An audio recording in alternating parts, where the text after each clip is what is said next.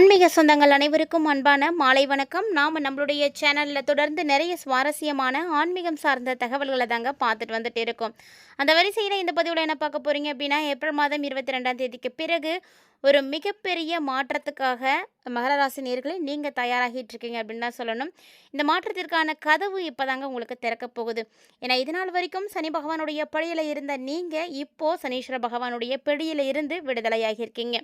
So கடினமான உழைப்பிற்கு சொந்தக்காரர்களான உங்களுக்கு இந்த காலகட்டங்கள் அப்படின்றது நீங்கள் இழந்த எல்லா செல்வாக்கையும் மீட்டு கொடுக்கக்கூடிய ஒரு அற்புதமான நேரத்தை தான் உங்களுக்கு வந்து தரப்போகுதுங்க.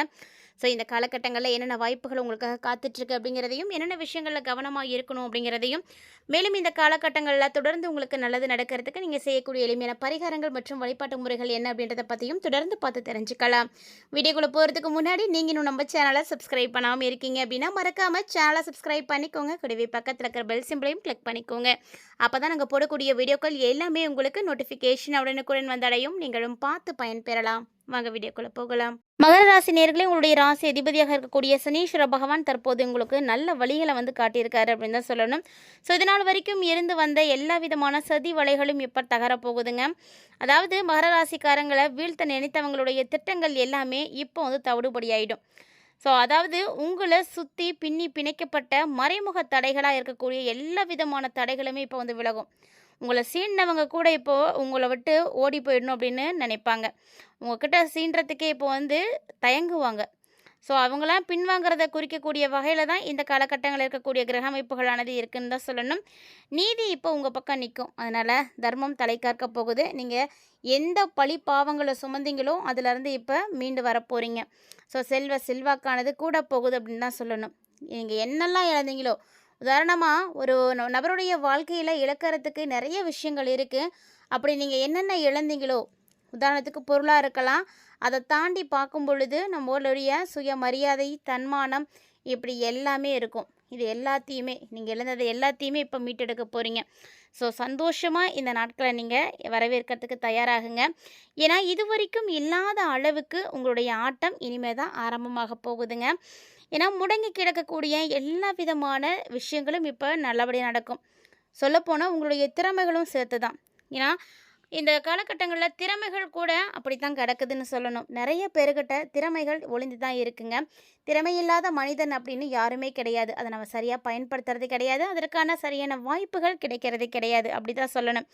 ஸோ நம்முடைய திறமைகளும் முயற்சிகளும் இனி வந்து காட்டு தீ போல பரவ போகுது மகராசி நேயர்களே. ஸோ அதுக்காக நீங்கள் சரியாக தயாராகிக்கோங்க. இந்த காலகட்டங்களில் தொழில் பணி அப்படின்னு பார்க்கும்பொழுது ரொம்ப சிறப்பாக இருக்குங்க. வேலையில் இது வரைக்கும் இருந்து வந்த நெருக்கடிகள் எதுவாக இருந்தாலும் எல்லாம் நீங்கி போயிடும். உங்களுடைய உண்மையான உழைப்பிற்கு அங்கீகாரம் கிடைக்க போகுது. பதவியில் உயர்வானது கிடைக்க போகுது. பொருளாதார ரீதியாக பார்த்தீங்கன்னாலும் ரொம்ப சிறப்பாக இருப்பீங்க. பழைய முதலீடுகள் எதுலேயும் வச்சுருக்கீங்க அப்படின்னா அதில் வந்து இப்போ உங்களுக்கு லாபம் கிடைக்கும். சிக்கனமாக இருந்தீங்க அப்படின்னாவே போதும். இவ்வளோ காலமாக கூட நீங்கள் கஷ்டப்பட்டு சிறுக சிறுக சேமித்த அந்த பணம் இப்போ ஒரு பெரிய தொகையாக உங்கள் கைக்கு கிடைக்கும். இல்லைனா ஏதாவது ஒரு பெரிய முதலீடுகளுக்கு அதை வந்து பயன்படுத்தலாம். ஏன்னா நம்ம எடுத்த உடனே பெரிய அளவுக்கு இன்வெஸ்ட் பண்ணி தொழில் பண்ணுற அளவுக்கு வசதி வாய்ப்புகள் இல்லாதவர்கள் கொடுமையாக உழைத்து சிறுக சிறுக சேமிக்கக்கூடிய பழக்கம் இருக்கும். அந்த தொகையை வைத்து நீங்கள் இப்போ ஒரு சொந்தமாக தொழில் தொடங்குறதுக்கு, இல்லை ஏதோ ஒரு வகையில் நீங்கள் ஒரு விஷயத்துக்காக பயன்படுத்துறதுக்கு இப்போ அந்த பணம் தயாராக இருக்க போகுது. ஸோ உங்களுக்கு கிடைக்க போகுது. இதனால தான் சிறுதுள்ளி பெருவெள்ளம் அப்படின்னு சொல்லுவாங்க. நம்ம சின்ன சின்ன சேமிப்புகள் தான் நமக்கு மிகப்பெரிய அளவில் கிடைக்கும். ஸோ நம்மளுடைய தேவைகளை பூர்த்தி பண்ணிக்கிறதுக்காகவும், அவசர தேவைகளுக்காகவும், எதிர்காலத்துக்கு பயன்படக்கூடிய வகையிலையும் தான் இந்த சேமிப்பு அப்படின்ற ஒன்று வந்து இருக்குது. அந்த சேமிப்பு இல்லாத மனிதன் கண்டிப்பாக சின்ன பின்னமாக ஆகிடணும். அதனால் ஒவ்வொருவருமே பார்த்திங்கன்னா ரொம்ப ரொம்ப சிக்கனமாக இருங்க, சேமிக்க பழகுங்க. அதாவது நம்ம வரக்கூடிய பணத்தில் செலவுகள் போக நீங்கள் சேமிக்கிறது அப்படிங்கிறது கஷ்டமாக இருக்கும். முதல்ல சேமிப்பு போக மீதி இருக்கிறத வச்சு நீங்கள் செலவு பண்ணி பாருங்கள். கண்டிப்பாக ஒவ்வொரு மாதமும் உங்களால் சேமிக்க முடியும். இந்த சேமிப்பு அப்படின்ற பழக்கம் யாருக்கெல்லாம் இருக்குன்றதை மறக்காம வந்து கமெண்ட் பண்ணுங்கள். சேமிப்பு அதை தாண்டி பார்த்தீங்கன்னா உங்களுக்கு இப்போ பொருளாதாரமும் ரொம்ப நல்லா இருக்கும். அதிகமான ஒரு வளர்ச்சியை பார்ப்பீங்க. அதிகார வளர்ச்சி கூட உங்களுக்கு இப்போ கிடைக்கிறதுக்கு வாய்ப்பு இருக்குது. சமூகத்தில் உங்களுடைய சொல்லுக்கு இது வரைக்கும் இல்லாத அளவுக்கு இப்போ மதிப்பு கிடைக்கும். இவ்வளோ நாளாக நீங்கள் பேசுனீங்க கூட அவங்க பாட்டில் பேசிட்டு போகிறாங்க அப்படின்ட்டு போயிட்டே இருப்பாங்க. ஆனால் இப்போது நீங்கள் சொல்லக்கூடிய சொல்ல சிந்திப்பாங்க. சிந்திக்கிறதுக்கான வாய்ப்புகள் இருக்குது. மற்றவங்களை வழிநடத்தக்கூடிய அதிகாரம் இப்போ உங்களை தேடி வரப்போகுதுங்க. ஸோ அந்த அளவுக்கு ஒரு நல்ல குவாலிட்டியோடு நீங்கள் வந்து இப்போ தெரிய போகிறீங்க. மற்றவங்களுடைய பார்வையில் நீங்கள் ஒரு நல்ல மதிப்போடு வந்து தெரியுவீங்க. ஸோ உங்களை பார்த்தாலே அவன் ஓகே அப்படின்னு சொல்கிறக்கூடிய அளவுக்கு நீங்கள் இருக்க போகிறீங்க. அந்த அளவுக்கு உங்களுக்கு மாற்றம் கிடைக்க போகுது அப்படின்னா அது யாரால? சனீஸ்வர பகவானால தான். ஏன்னா சனி பகவான் வந்து கொடுக்க தடுக்கிறதுக்கு யாருமே கிடையாது.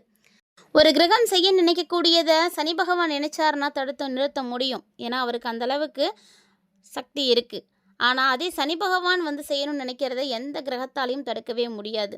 அப்படிப்பட்ட சனீஸ்வர பகவானே இப்போ உங்களுக்கு நல்ல வழியை வந்து காட்டியிருக்காரு, நல்ல வழி விடுறாரு. அப்படிங்கும் பொழுது வேறு என்ன வேணும்? வேறு யாராலையும் உங்களை ஒன்றுமே பண்ணவே முடியாது. ஸோ அந்தளவுக்கு ஒரு சிறப்பான அங்கீகாரம் மகர ராசி நேயர்களுக்காக காத்துட்ருக்குன்னு தான் சொல்லணும். ஸோ இந்த மாதிரியான காலகட்டங்களில் எல்லா கிரகங்களுமே உங்களுக்கு நன்மைகளை செய்துட்டோமா அப்படின்னா கண்டிப்பாக கிடையாது. ஒரு சில கிரகங்கள் நமக்கு கண்டிப்பாக கெடுபலன்களை கொடுக்கத்தான் செய்யும். ஸோ அதில் வந்து நீங்கள் எஸ்கேப் ஆகிறதுக்கு எந்தெந்த விஷயங்களில் கவனமாக இருக்கணும் அப்படின்னு பார்த்தீங்கன்னா, இந்த டைமில் உங்களுடைய கொள்கையில் நீங்கள் உறுதியாக இருங்க. ஸோ நீங்கள் ஒரு முடிவு எடுத்துட்டீங்க ஆல்ரெடி அப்படின்னா அதில் யார் என்ன சொன்னாலும் நீங்கள் பின்வாங்கக்கூடாது. ஸ்டெடியாக இருக்கணும். அந்த ஒரு உறுதி தான் உங்களை வந்து ஒரு சரியான இடத்துக்கு கொண்டு போகும். ஆனால் இந்த வீண் பிடிவாதம் பிடிச்சிக்கிட்டு முரண்டு பண்ணிட்டுலாம் இருக்காதீங்க. அப்படி இருந்தீங்க அப்படின்னா நீங்கள் நினைக்கக்கூடிய நல்ல பலன்கள் உங்களுக்கு வந்து சீக்கிரம் கிடைக்காது. அது தள்ளி போயிட்டே தான் இருக்கும். அதனால் வளைந்து கொடுங்க. முழுசாக உங்களை வளைந்து கொடுக்க சொல்லலை. அதாவது இடத்துக்கு ஏற்றாற் போல் கொஞ்சம் வளைஞ்சு கொடுக்கறதுல தப்பு கிடையாது. அப்படி நீங்கள் இருந்தீங்க அப்படின்னாவே போதும், உங்களுடைய எல்லா விதமான பிரச்சனைகளும் சரியாகும். பிரச்சனைகள் சரியாகிறதுக்குரிய காலகட்டங்களில் நீங்கள் இருக்கீங்க. அதனால் சின்ன சின்ன அட்ஜஸ்ட்மெண்ட்லாம் இருந்துச்சு அப்படின்னாவே போதும், சீக்கிரமாக எல்லாத்துலேருந்தும் நீங்கள் வெளிவந்துட முடியும். அதே நேரம் மகர ராசி நேயர்களுக்கு பார்த்தீங்கன்னா இது வரைக்கும் ஏழரை சனியால் பெரும் அவதிகளானது ஏற்பட்டிருக்கும். உடல் ரீதியாகவும் சரி மன ரீதியாகவும் சரி கண்டிப்பாக பிரச்சனைகளை பார்த்துருப்பீங்க. ஆனால் இப்போவும் பார்த்தீங்கன்னா உங்களுக்கு உடல் ரீதியான பிரச்சனைகள் இருக்கத்தான் செய்யும். ஏன்னா வேலைப்பளு அப்படின்றது அதிகமாக இருக்க போகுது. இந்த வேலைப்பளு அதிகரிக்கிறதுனால உடலில் சோர்வானது ஏற்படும். அதனால் சரியாக உணவு சாப்பிட்றதும் முறையான ஓய்வு எடுத்துக்கிறதும் கண்டிப்பாக வந்து அவசியமானதுங்க. இந்த 2 விஷயத்துலையும் நீங்கள் கவனம் செலுத்துங்க. ஏன்னா நம்முடைய ஆரோக்கியம் தான் முதல்ல முக்கியம். நம்ம ஆரோக்கியமாக இருந்தால் மட்டும்தான் நல்லதும் சரி கெட்டதும் சரி எல்லாத்தையும் சமாளிக்க முடியும். சந்தோஷமாக இருக்கட்டும், துக்கமாக இருக்கட்டும், எல்லா விதத்தையுமே நம்ம அனுபவிக்கணும் அப்படின்னா நாம் முதல்ல நல்லா இருக்கணும். அதனால் முதல்ல நீங்கள் ஆரோக்கியத்துக்கு முக்கியத்துவம் கொடுங்க. சின்னதாக எதுவும் உடல் நலத்தில் பிரச்சனைகள் இருக்குது அப்படின்னு தெரிஞ்சதுன்னா கூட உடனடியாக மருத்துவர் அணுகி அதற்கான சிகிச்சை முறைகள் எடுக்கிறது ரொம்பவே நல்லது. ஸோ இது மாதிரியான காலகட்டங்களில் நீங்கள் உங்களுக்கு இருக்கக்கூடிய நல்லதும் கெட்டதும் எப்படி இருக்கணும் அப்படின்றத பார்த்துருப்பீங்க. இருந்தாலும் நீங்கள் எளிமையாக செய்யக்கூடிய பரிகாரங்கள் அப்படின்னு பார்க்கும் பொழுது நிறைய இருக்குது. அந்த பரிகாரத்தை நீங்கள் நிச்சயம் வந்து செய்துக்கோங்க. பரிகாரம் அப்படின்னு பார்க்கும் பொழுது உங்களுடைய ராசிக்கு அதிபதியாக இருக்கக்கூடிய சனீஸ்வர பகவானுடைய வழிபாடு முதல் இடத்துல இருக்குது. ஸோ நீங்கள் எப்போதுமே மகர ராசிக்காரங்க சனிக்கிழமை சனி பகவானை போய் வழிபாடு செய்துட்டு வந்துடுங்க. நவகிரகங்கள் இருக்கக்கூடிய சனீஸ்வர பகவானுக்கு எல் தீபம் ஏற்றி வழிபாடு செய்கிறது உங்களுடைய பாதுகாப்பை உங்களுக்கு உறுதி பண்ணி கொடுக்கும். ஸோ கண்டிப்பாக அதனால் சனி பகவானை நீங்கள் மறக்காமல் வழிபாடு செய்யுங்க. அதே போல் விநாயகரையும் நீங்கள் வழிபாடு செய்யலாம். வரக்கூடிய சங்கடகர சதுர்த்தியில் மட்டும் விநாயகரை நீங்கள் வழிபாடு செய்துட்டு வர்றது ரொம்ப நல்லது. ஏன்னா விநாயகரை நீங்கள் வழிபாடு செய்யும் பொழுது காரிய தடைகள் எது இருந்தாலும் எல்லாமே வந்து விலகி போயிடும். ஏன்னா அவர் வந்து நமக்கு ஏற்படக்கூடிய வினைகளை தீர்க்கக்கூடியவர் தான் விநாயகர் பெருமான். அதனால் நீங்கள் தொடர்ந்து வழிபாடுகள் செய்கிறது ரொம்ப சிறப்பான பலன்களை கொடுக்கும். அதே போல் ராகு கேதுவினுடைய வழிபாடுகள் செய்கிறதும் இந்த காலகட்டங்களில் மிகப்பெரிய அளவில் நன்மைகளை ஏற்படுத்தி கொடுக்கும். செவ்வாய்க்கிழமை இல்லைன்னா சனிக்கிழமை 2 டைமில் ராகு காலத்தில் துர்கையை போய் நீங்கள் வழிபாடு செய்யுங்க. துர்கை மேலே நீங்கள் வழிபாடு செய்கிறது பார்த்திங்கன்னா உங்களை சுற்றி இருக்கக்கூடிய எதிர்மறை சக்திகளை எல்லாத்தையுமே அழித்து கொடுக்கும். அதனால் இந்த எளிமையான பரிகாரங்களை மிஸ் பண்ணாமல் இந்த அற்புதமான காலகட்டங்களில் செய்து பயன்பெறுங்க. ஒவ்வொரு கிரகங்களும் நமக்கு ஏற்படக்கூடிய தீமைகளை வந்து தடுத்து நிறுத்துறதுக்காக நம்ம செய்யக்கூடிய ஒரு சிறப்பான முறை தான் இந்த இறை வழிபாடும் பரிகாரமும்.